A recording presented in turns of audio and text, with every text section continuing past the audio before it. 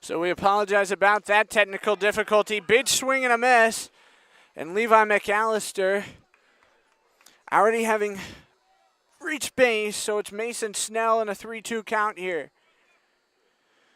Seems like YouTube servers want to work against me tonight. Is that one going to miss high and away for ball 4, and so Bateman has walked in a run. So our score now going to be 11-0 here in favor of Mohawk Valley.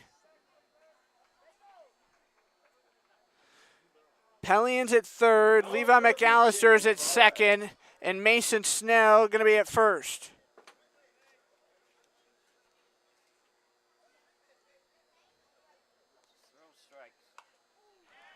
That one shot on up behind home.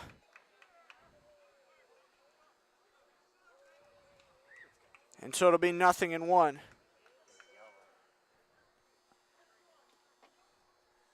Bateman from the stretch, poked out towards left field, coming on in.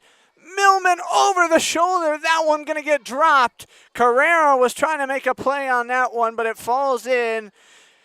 And so Tavares gonna have himself a single, and it's 12-0 DiamondDawgs.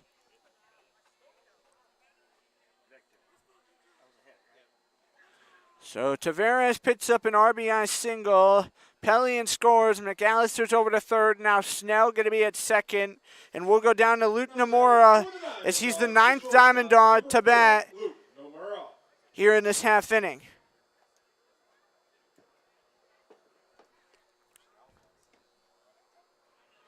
Nomura getting a hit for the 6th time in this game. Is that one going to come on in high to the hands for ball 1? Nomura has been on base 3 times tonight, a double and a pair of walks. Now is 1-0. Swing and a miss. And hopefully Bateman's get a few more of those in him here in this 9th inning. Again, 1-1 the count as Bateman called strike up and in, and it goes 1-2.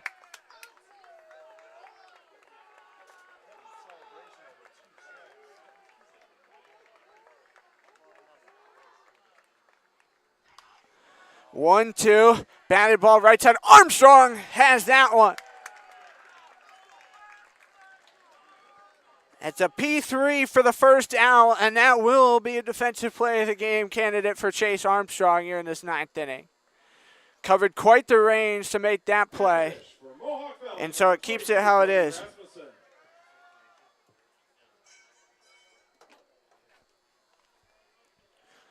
Brody Rasmussen, the 3-hole hitter, going to get to bat again. He walked his last time up. Is Bateman going to come on in with a nice strike 1. Rasmussen does mark the 10th DiamondDawg to bat here in this 9th inning. Bateman's trying to wrap this game up as the 0-1. Left side of the infield, scooped by Carrera. The throw to Armstrong, not going to be in time, and another one is scored as it's 13-0. So this inning certainly hasn't gone the way anybody would have wanted. Snell going to advance to third. Now we got Tavares at second. And Brody Rasmussen getting his first RBI of the game. Ryan Frontera now bats. As Bateman, big swing and a miss once again to start in AB against Frontera.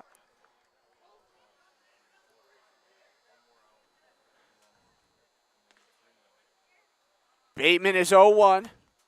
Popped on up behind home over the screen, and it'll be 0-2. Jack Bateman, I hope you got a strike right now, trying to record this second out. 0-2. High fly ball into shallow right center, coming on in. Moises Gibbs underneath, and he's got it. And all base runners going to stay put, not wanting to test that cannon until there's 2 down here in this 9th.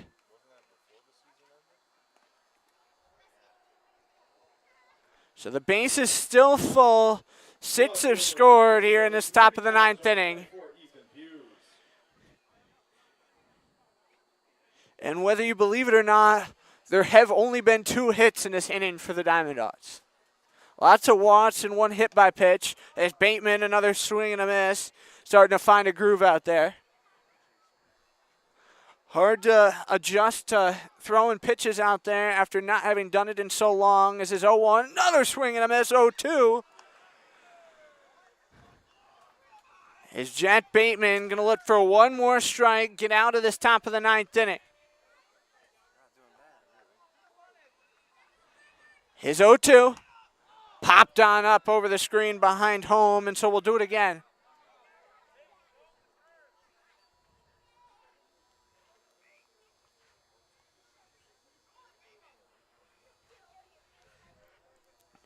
Bateman, the 0-2, up the third baseline in foul territory. And so now we'll get a 5th one here in this at-bat.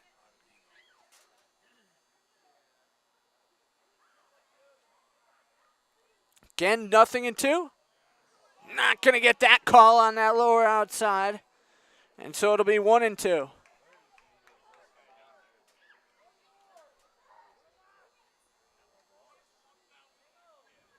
Bateman bat set from the stretch is 1-2.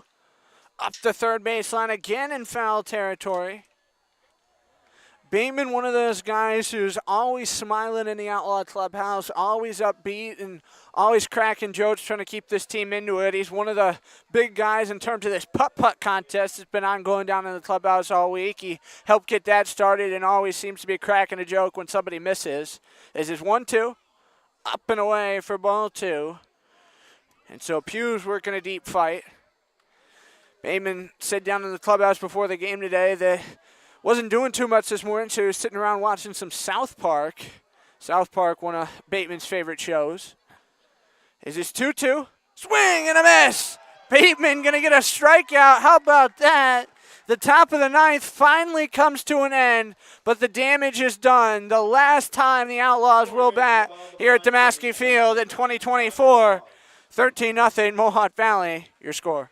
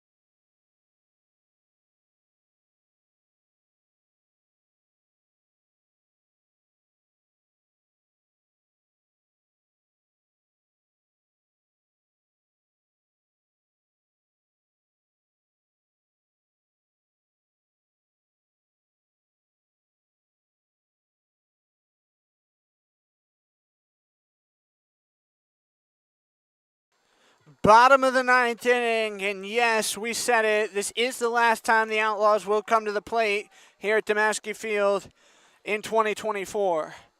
Matt Carrera takes a 1-0 in the dirt for ball 2.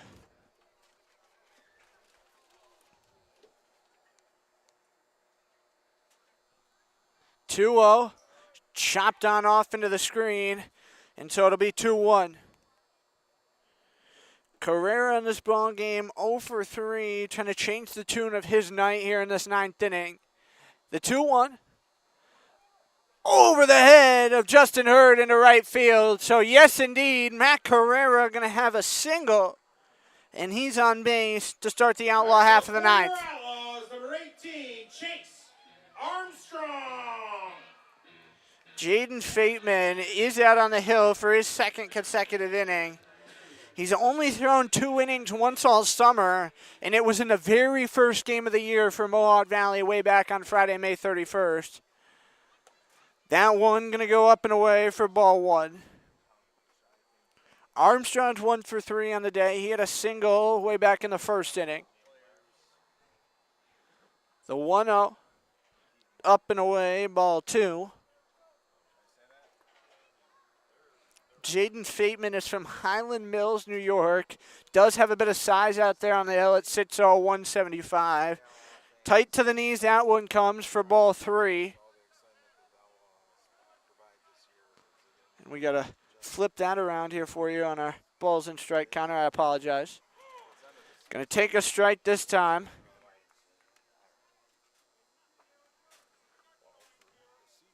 And so it'll be 3-1.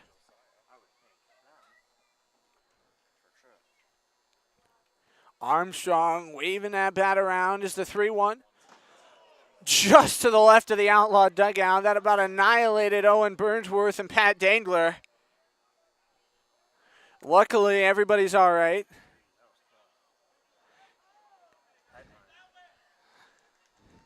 Chase Armstrong with a big smile here in the box for the Outlaws. Count is full. And Armstrong has certainly had himself a great summer here in Oneonta. The more he's played, the more he's started to get hot. He plays in one of the toughest conferences out in the state of Ohio. And foul ground, Tavares looking up, racing back, and that one just missed his mitt as it clipped the screen out there.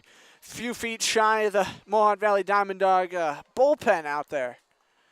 Both bullpens are empty as everybody's gone to the dugout for this final half inning. Mohawk Valley had people down there all the way through into that top of the 9th, but didn't have to get another arm up and throw in, so everybody's down in the dugout. Count is full on Armstrong. Is that one shot on up into left field? Looking bat, Pugh camps under that one for the out. And so Armstrong is going to be retired here for the first out of the Outlaw half of the 9th. After the Outlaws half inning does come to an end, we're going to do a quick wrap up and then get on out of here and go enjoy team dinner down in the clubhouse. It's Jacoby Dale going to take a big swing and a miss for strike 1. Dale walked back in the first inning and then has been retired his last 2 times up. The 0-1, up and away, and it draws back even to 1-1. 10 hits for the DiamondDawgs they finished with at the plate tonight and 13 runs is the 1-1 in foul territory up the third base line. Rolls a few feet in front of the Oneonta bullpen, and so it's 1-2. This is the highest total that the DiamondDawgs have scored since June 22nd of last year against the Outlaws. Is that one to the right of the dugout? Last year, the Mohawk Valley DiamondDawgs took all 4 in the season set from the Outlaws, and this year, Outlaws have tied them twice with the new rule to keep you from playing extra innings, burning too many arms, as after 10, it goes in the books as a tie. The 1-2, down and away for ball 2. And as we've said a couple of times throughout the night, Monday night in Mohawk Valley, make your travel plans now. Outlaws going to be up there for the opening round of the postseason. Is the 2-2 just above the shoes for ball 3. Carrera going to get a chance to advance 90 feet, as that'll be a wild pitch. And the count's now full. So we'll be at Glens Falls tomorrow and then at Watertown Sunday to wrap out the regular season before that playoff game Monday. DiamondDawgs do get the off day on Sunday prior to the first playoff game as the payoff straight on back and it hits a pole. And so we'll do it again.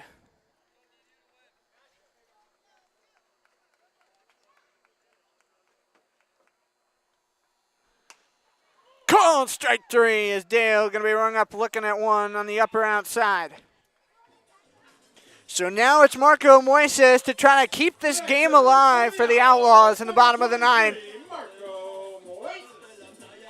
It's been a heck of a ball game here for both sides. Certainly not the way the Outlaws wanted to send off the home crowd. As Moises going to jump on bat. That one gets away from McAllister as he threw the mask down. But Carrera's over to third. That's 2 wild pitches here in this inning by Fateman.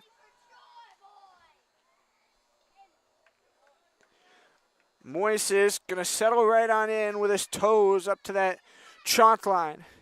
A lefty swinger from the U of New Orleans, hoping he can go back and demand some more playing time next year. Is that one off on a diagonal to the screen, 1-1. Moises certainly takes on a bit of a interesting pregame ritual, as you always find him down in the clubhouse juggling about a half hour before game time. This is 1-1, up and away, ball 2.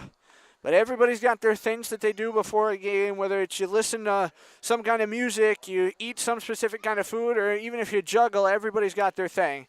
Right out towards shore, off the glove, great recovery, over to first, not going to be in time, and Carrera's crossed the plate, and the Outlaws are on the board. Marco Moises going to have himself an RBI single. And the Outlaws are not getting shut out tonight. Brendan Connolly, now with 2 outs and 1 on, going to get to hit. Gave a shout out to his Grampy earlier on in the game as well, but want to give him one more. Daniel Murray, thank you for always watching here on Outlaws YouTube. Is Connolly taking a strike 1.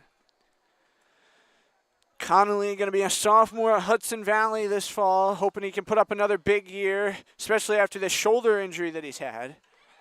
And it'll even back at 1-1. Fateman with a long look over to first, the 1-1. Pote down towards left field. Pugh's going to come on, and he's got that one, and this ball game is over. Ethan Pugh with a routine fly out to left. And the DiamondDawgs going to be 13-1 victors in this one. We're going to step aside and take a quick break. When we come back, we'll wrap this one up.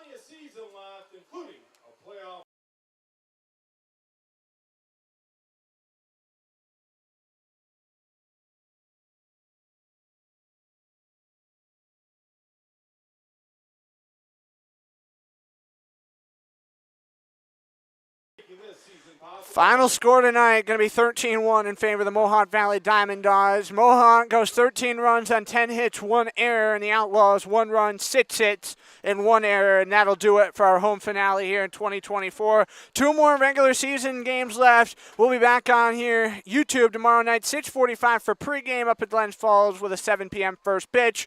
Mohawk Valley plays their final game of the regular season tomorrow against Boonville. 6:35 is your start time. So, ladies and gentlemen, thank you for watching tonight, and we will see you from Glens Falls tomorrow night at 6:45.